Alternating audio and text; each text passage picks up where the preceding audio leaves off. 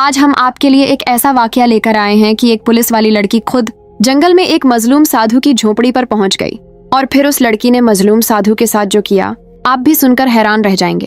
एक खौफनाक जंगल की दास्तान है। इस घने जंगल में एक बूढ़ा मजलूम साधु जो तकरीबन 70 साल का था, वो इस घने जंगल में एक झोपड़ी में रहता था। उसने अपनी पूरी जिंदगी इसी जंगल में गुजारी थी और दुनिया की रंगीनियों से दूर रहकर अपने मंत्र में मशगूल रहता था। रात बहुत अंधेरी थी, हर तरफ घुप अंधेरा छाया हुआ था। बारिश जोर जोर से बरस रही थी और आसमान पर बिजली कड़क रही थी। हवा के तेज झोंके दरख्तों से टकरा रहे थे और उनकी साई साई से एक अजीब सी खौफनाक आवाज पैदा हो रही थी। रोज की तरह आज भी मजलूम साधु अपनी झोंपड़ी में बैठा हुआ था। बाहर बहुत तेज बारिश हो रही थी। अंधेरी रात थी, चारों तरफ अंधेरा ही अंधेरा था। जोरों से बिजली कड़क रही थी और आसमान पर बादल गरज रहे थे। मजलूम साधु अपनी झोंपड़ी का दरवाजा मजबूती से बंद करके बैठा हुआ था ताकि तेज तूफानी बारिश से बच सके। तभी अचानक दरवाजे पर जोर से दस्तक हुई, ऐसी दस्तक जैसे कोई अपनी पूरी ताकत से दरवाजे को तोड़ना चाह रहा हो। मजलूम साधु ये सुनकर हैरान हो गया कि इस वक्त यहाँ कौन आ सकता है। वो दिल ही दिल में सोचने लगा, क्या कोई जंगली जानवर है या कोई भटका हुआ मुसाफिर। उसके दिल में खौफ की एक लहर सी दौड़ गई, लेकिन उसने अपनी हिम्मत को मुस्तमिया किया और दरवाजा खोलने का फैसला किया। जैसे ही दरवाजा खुला, उसने देखा कि सामने एक पुलिस वाली औरत खड़ी है, अपनी वर्दी में, लेकिन बारिश से पूरी तरह भीगी हुई है। उसके कपड़े उसके जिस्म से चिपक गए थे और बारिश की वजह से उसका जिस्म वाजह दिखाई दे रहा था।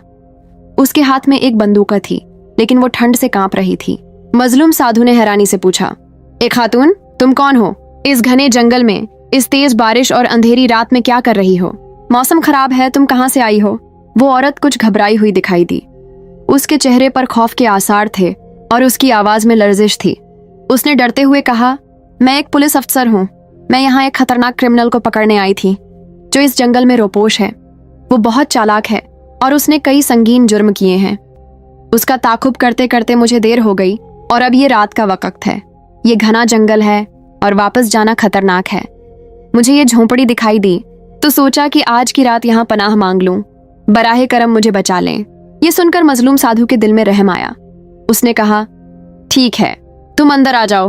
उसने उस पुलिस वाली को झोंपड़ी में बुला लिया और कहा, तुम यहाँ आराम से बैठो।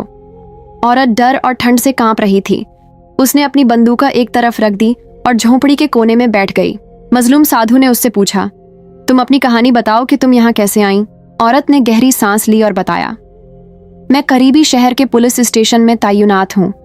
एक खतरनाक क्रिमिनल जो कई संगीन जुर्मों में मुलव्विस है, इस जंगल में रोपोश था। हमारी टीम को उसकी इत्तला मिली थी और मैं उसे पकड़ने के लिए उसके पीछे आई, लेकिन वो बहुत चालाक है। वो जंगल की घनी झाड़ियों में गायब हो गया। रात हो गई और ये घना जंगल है। मैंने सोचा कि वापस जाना खतरनाक है क्योंकि वो क्रिमिनल शायद अभी भी आसपास हो, इसलिए मैं आपकी झोंपड़ी में पनाह मांगने चली आई। मेरा मकसद सिर्फ अपनी जान और इज्जत की हिफाजत है। मजलूम साधु उसकी बात बड़े ध्यान से सुन रहा था, लेकिन उसके दिल में शक पैदा हुआ कि शायद ये औरत सच नहीं बोल रही। उसका मकसद कुछ और लग रहा था। जरूर ये कुछ राज छुपा रही है। झोंपड़ी के कोने में जलता हुआ दिया हल्की रोशनी फैला रहा था और उस रोशनी में औरत का चेहरा और भी खूबसूरत दिखाई दे रहा था। मजलूम साधु कई सालों से इस जंगल में अकेला रह रहा था और आज अचानक एक औरत उसके साथ झोंपड़ी में बैठी थी। मजलूम साधु की निगाह उस औरत के भीगे हुए यूनिफॉर्म पर पड़ी और शैतान ने उसके दिल में गलत ख्यालात पैदा कर दिए। उसके मन में अजीब सी हलचल शुरू हो गई और वो दिल ही दिल में खुश होने लगा। अजीबो गरीब ख्यालात उसके जहन में आने लगे, लेकिन उसने अपने अरमानों को काबू में रखा। ये सब वो दिल में सोच रहा था। इतने में औरत बोली, मजलूम साधु जी, मैं बहुत डरी हुई हूँ। क्या मैं आज रात यहाँ ठहर सकती हूँ? कल सुबह होते ही मैं चली जाऊंगी। क्या आप मुझे इजाजत देंगे? मजलूम साधु, जो दिल ही दिल में यही चाह रहा था, फौरन बोला, हाँ बिल्कुल, तुम आज रात यहाँ बेफिक्र रह सकती हो। रात और गहरी हो गई, बारिश तेजतर हो रही थी। औरत ने कहा, मुझे नींद आ रही है।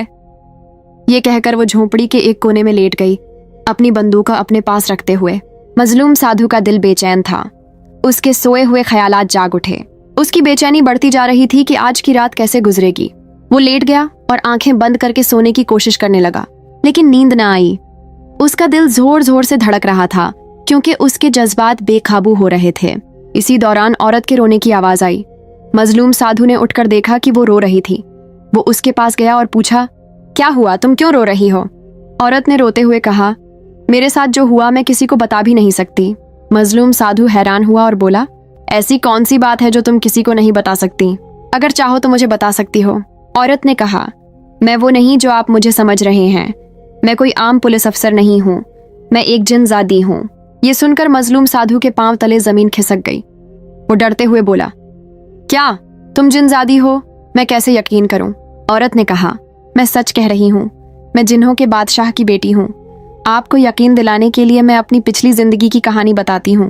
वो बताने लगी, कुछ अरसा पहले की बात है। मैं जिन्हों के बादशाह की बेटी थी। एक इंसान ने मुझसे शादी करना चाही, लेकिन मैं उसे पसंद नहीं करती थी क्योंकि वो इंसान था। उसने काले जादू से मुझे अपनी गुलाम बना लिया। उस जादू की वजह से मैं उसके जाल में फंस गई। उसने मुझे पहली रात हम बिस्तरी से रोक दिया तो उसने मुझे बहुत मारा।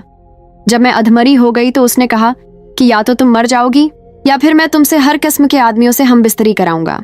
मजलूम साधु ये सुनकर घबरा गया और सोचने लगा कि ये औरत उसके साथ जबरदस्ती न करे। औरत ने उसका हाथ पकड़कर कहा, मजलूम साधु, मैं सच कह रही हूँ। अगर तुम आज रात मेरे साथ सो जाओगे तो मैं आजाद हो जाऊंगी। अगर तुम ये ना करोगे तो मैं हमेशा उस जालिम की गुलाम रहूंगी। मैं तुम्हारे साथ जितने दिन चाहो रहूंगी, तुम्हारी गुलाम बनकर। मजलूम साधु डर से कांप रहा था। वो औरत जो बहुत खूबसूरत लग रही थी उसके बदन पर हाथ फेरने लगी। तभी बाहर से अजीब सी आवाज आई। मजलूम साधु हड़बड़ाकर बाहर निकला तो देखा कि एक खबीस जिन दरख्त के नीचे खड़ा है। उसकी आंखें सुरख थीं और उसके चेहरे पर एक शैतानी मुस्कुराहट थी। उसका जिस्म धुएं की तरह हल्का था और उसके गर्द एक अजीब सी सियाह रोशनी थी। मजलूम साधु ने औरत से पूछा, आखिर तुम कौन हो? लेकिन वो खामोश रही। जिन करीब आया और बोला, ये क्या बताएगी? ये तो मेरी गुलाम है। मजलूम साधु डरते हुए कांप रहा था। वो सोच रहा था कि ये कोई इंसान नहीं बल्कि कोई शैतानी मखलूक है। जिन ने कहा, मैं वही हूँ जिसने इसे तुम्हारे पास भेजा। मजलूम साधु ने जिन से कहा, तुम्हारा जादू मुझ पर नहीं चलेगा। तुमने सोचा कि मैं एक खूबसूरत औरत को देखकर भटक जाऊंगा? मैं ऐसा कभी नहीं होने देता। जिन हंसा और बोला, भटक तो तुम गए थे। अगर ये अपने आप को जिनजादी न बताती तो तुम उसके जाल में फंस जाते। इसने मेरी तौहीन की। अब मैं इससे दुनिया के न जाने कितने आदमियों से गुनाह कराऊंगा। मजलूम साधु ने औरत की तरफ देखा और उस पर कुछ पढ़कर फूंका। वो फौरन आजाद हो गई। औरत ने शर्म से सर झुका लिया। वो सोच रही थी कि वो कितना बड़ा गुनाह करने जा रही थी। जिन ने कहा, मजलूम साधु, तुम मेरे चंगुल में फंस चुके हो। मजलूम साधु ने अपनी आंखें बंद की और सोचने लगा कि इस मुश्किल से कैसे निकला जाए। फिर उसने औरत से कहा, अपने दिल से पूछो कि तुम क्या करने जा रही थी। मैंने कभी किसी औरत के साथ गलत काम नहीं किया। तुम मेरी मेहनत क्यों खराब करना चाहती थी? अपनी ताकत को पहचानो। तुम इस खबीस जिन को खत्म कर सकती हो क्योंकि तुम्हारे अंदर वो ताकत है। जिन ने कहा, ए मजलूम साधु, अब कुछ नहीं हो सकता, बहुत देर हो चुकी है। औरत ने मजलूम साधु से कहा, मैं नहीं जानती कि क्या सही है और क्या गलत, मुझे बस आजाद होना है। मजलूम साधु ने कहा, तुम आजाद हो। सुकून पाने के लिए खुद को जानो। अपने लिए जो कुछ करना है खुद ही करो। मजलूम साधु ने अपनी आंखें धीरे से बंद की और कहा, ये दो जिन्हों की लड़ाई है, तुम्हें अकेले ही लड़ना होगा। औरत ने कहा, शायद आप ठीक कह रहे हैं। उसने आंखें बंद की और जिन से बोली, मैं तैयार हूं। जिन हंसा और कहा, क्या तुम मुझे हरा सकोगी? औरत ने कहा, हाँ, मैं तुम्हें हराने के लिए तैयार हूं। उसने हाथ उठाया और जिन का हाथ पकड़ लिया। अचानक तेज हवा चली और एक जबरदस्त तूफान आया। जिन हवा में उड़ने लगा और उसने औरत को पटक दिया, लेकिन औरत गुस्से में उठी। उसने अपनी पूरी ताकत को जगाया जो उसे अपने बाप जिन्हों के बादशाह से विरसे में मिली थी। उसकी आंखों से शोले निकल रहे थे और उसके हाथों से रोशनी की तेज किरणें छूट रही थीं। जिन चीखने लगा, नहीं, तुम ये नहीं कर सकती। लेकिन औरत ने उसे नहीं छोड़ा। उसने जिन को हवा में बुलंद किया और उसके जिस्म को अपनी ताकत से चूर चूर करना शुरू कर दिया। जिन की चीखें जंगल में गूंज रही थीं और उसकी ताकत खत्म होती जा रही थी। औरत ने अपनी ताकत के साथ जिन्न के गर्द एक रोशनी का दायरा बनाया जो उसे जकड़ रहा था। जिन ने बचने की बहुत कोशिश की। उसने अपनी स्याह ताकत से औरत पर हमला किया, लेकिन औरत की ताकत उससे कहीं ज्यादा थी। उसने जिन को जमीन पर पटक दिया और फिर एक जोरदार धमाके के साथ उसका वजूद खत्म कर दिया। जंगल में एक अजीब सी खामोशी छा गई और सिर्फ बारिश की आवाज सुनाई दे रही थी। औरत ने आंखें खोली तो मजलूम साधु उसके सामने था। वो शर्मिंदा होकर बोली, मैं एक बहुत बड़ा गुनाह करने जा रही थी। आपने मुझे अपनी ताकत को पहचानने की हिम्मत दी। आपने मुझे बचा लिया। मैं आपका दिल से शुक्रिया अदा करती हूँ। मजलूम साधु ने मुस्कुराते हुए कहा, कोई बात नहीं, भटके हुए को रास्ता दिखाना मेरा फर्ज है। तुमने अपनी ताकत को पहचान लिया और ये तुम्हारी सबसे बड़ी जीत है। औरत ने सर झुकाया और कहा, मैंने अपनी जिंदगी में कभी नहीं सोचा था कि मैं इस तरह भटक जाऊंगी। वो खबीस जिन ने मुझे अपने जादू से जकड़ रखा था, लेकिन आपकी बातों ने मुझे जगाया। मैं जिन्हों के बादशाह की बेटी हूँ, लेकिन उस जालिम ने मेरी ताकत को दबा दिया था। आज मैंने अपनी असलियत को दोबारा पाया। मजलूम साधु ने कहा, हर मखलूका के अंदर एक ताकत होती है, बस उसे पहचानने की जरूरत होती है। तुमने अपनी लड़ाई खुद लड़ी और ये तुम्हारी फतह है। औरत ने कहा, मजलूम साधु जी, मैं अब अपने बाप के पास वापस जाऊंगी, लेकिन उससे पहले मैं आपसे एक वादा करती हूँ। अगर कभी आपको मेरी जरूरत पड़ी तो मैं आपके पास फौरन पहुंच जाऊंगी। मजलूम साधु ने सर हिलाया और कहा, जाओ, अपनी दुनिया में वापस जाओ, लेकिन याद रखो, अपनी ताकत को कभी मत भूलो। फिर औरत ने एक गहरी सांस ली और अपनी ताकत को एक बार फिर आजमाया। उसने अपने हाथ बुलंद किए और उसके गर्द एक चमकती हुई रोशनी का हाला बन गया। उसने मजलूम साधु की तरफ देखा और कहा, मैंने अपनी जिंदगी में बहुत कुछ देखा, लेकिन आज मैंने सीखा कि असल ताकत दिल की पाकीज़गी और हिम्मत में होती है। आपने मुझे ये सबक दिया। उसके बाद वो एक रोशनी के झोंके की तरह जंगल में गायब हो गई। झोंपड़ी में अब वही खामोशी थी जो पहले थी। मजलूम साधु वापस अपनी जगह पर बैठ गया। उसने दिए की रोशनी में अपने मंत्र पढ़ने के लिए बैठ गया। बाहर बारिश अब भी हो रही थी, लेकिन अब वो तूफान थम चुका था। जंगल में एक अजीब सी सुकून की फजा छा गई थी, जैसे कोई बड़ा खतरा टल गया हो। मजलूम साधु ने सोचा कि जिंदगी कितनी अजीब है। कभी कभी इंसान के इम्तिहान उसके सामने इस तरह आते हैं कि वो अपनी सारी मेहनत को भूल जाता है, लेकिन जो अपने आप पर काबू रखता है वही असल में फातेह होता है।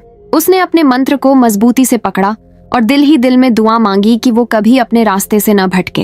उसने सोचा कि इस रात ने उसे भी एक सबक दिया, वो ये कि कोई भी कितना ही मजबूत क्यों ना हो, शैतान के वसवसे हर एक के दिल में आ सकते हैं, लेकिन जो अपने ईमान और ज़मीर की आवाज सुनता है वही इस जंग में जीतता है। मजलूम साधु ने एक गहरी सांस ली और अपने मंत्र में मशगूल हो गया, जबकि बाहर जंगल की खामोशी उसकी गवाही दे रही थी कि एक बड़ी लड़ाई खत्म हो चुकी है। उसके बाद मजलूम साधु ने एक लंबी आह भरी। उसके जहन में वो वाकया बार बार घूम रहा था, जिसमें उस औरत की हकीकत और उसकी मजलूमियत जाहिर हुई थी। उसे याद आया कि कैसे वो अपनी ख्वाहिशात के चंगुल में फंसने ही वाला था, लेकिन आखिरी लम्हे में उसके ज़मीर ने उसे रोक दिया। वो सोचने लगा कि शायद ये एक इम्तिहान था जो उसके सब्र और तकवा को परखने के लिए आया था। उसने अपने मंत्र को पढ़ने की रफ्तार मजीद बढ़ा दी ताकि उसका ज़हन हर तरह के वसवसों से पाक हो जाए। उस रात की कहानी उसके दिल पर हमेशा के लिए नक्श हो गई थी। मजलूम साधु ने अपने दिल में उस औरत के लिए दुआ की और उसकी ताकत को सही कामों में इस्तेमाल करने की तौफीक दे। वो झोंपड़ी में अकेला था, लेकिन उसे किसी किस्म का डर महसूस नहीं हो रहा था। उसके अंदर एक अजीब सा सुकून और इत्मीनान पैदा हो चुका था। उसे यकीन हो गया था कि जब इंसान सीधे रास्ते पर चलता है तो कोई ताकत उसे भटका नहीं सकती। उसने पूरी रात अपने मंत्र में गुजारी और सुबह की पहली किरण के साथ ही उसने महसूस किया कि उसके दिल से तमाम बोझ उतर चुका है।